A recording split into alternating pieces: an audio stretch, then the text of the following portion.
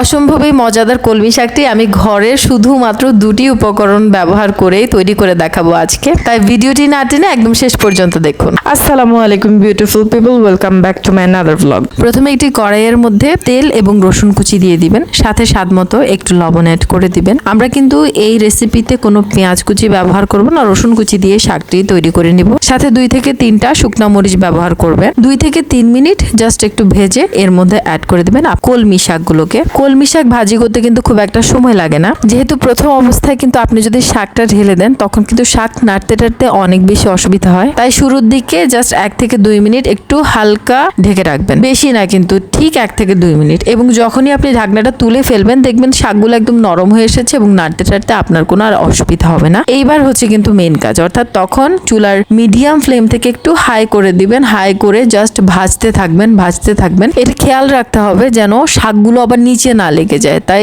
Continuously নাড়বেন। নাড়তে এক পর্যায়ে কিন্তু খেয়াল করবেন যে শাকগুলো আস্তে আস্তে পানি ছাড়ছে এবং সেই পানি দিয়েই কিন্তু আমরা শাকটাকে আবার ভেজে নিব সঠিকভাবে। সর্বোচ্চ আপনি 10 থেকে 15 মিনিট যদি ভালোভাবে নেড়ে চেড়ে নেন তাহলে আপনার শাকটা কিন্তু খুব দ্রুতই রেডি হয়ে যাবে। মোটেও কিন্তু শাক ঢেকে রাখবেন না। আমার আম্মা বলতো শাক যদি আমরা ঢেকে রাখি তাহলে শাকের যে কালার সেটা কিন্তু নষ্ট হয়ে যায়, বিশেষ করে সেটা যদি লাল এবং সবুজ কালারের শাক হয়। ঠিক আছে, আজকের ভিডিওটি তাহলে এখানে সমাপ্ত করছি। If you like my video then do subscribe. আসসালামু আলাইকুম।